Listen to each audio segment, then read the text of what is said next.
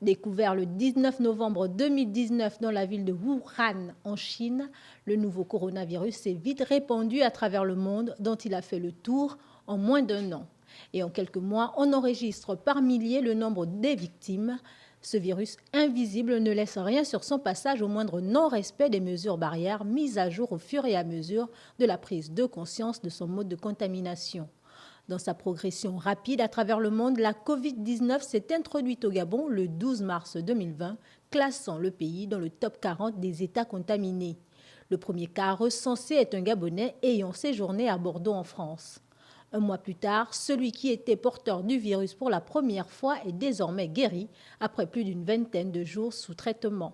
Un mois plus tard, selon les membres du comité de veille et de riposte contre la pandémie du coronavirus, le pays attend une seconde guérison.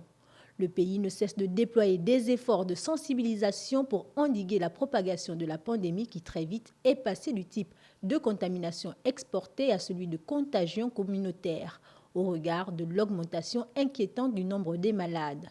Aujourd'hui, 12 avril 2020, le pays compte 49 cas confirmés atteints de coronavirus.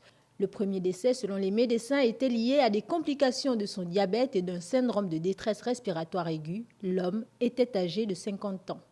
Deux provinces sont pour l'heure affectées par le virus. Libreville, la capitale, est épicentre de la pandémie avec 46 cas et la ville de Bitam, située dans la province de Wolontem, avec 3 cas confirmés. Pour freiner la progression de la Covid-19 dans le pays, les autorités multiplient des stratégies. Après le décret de l'état d'urgence par le président Ali Bongo Ondimba, la capitale gabonaise et ses environs entrent en confinement de 2 semaines dès ce dimanche à minuit.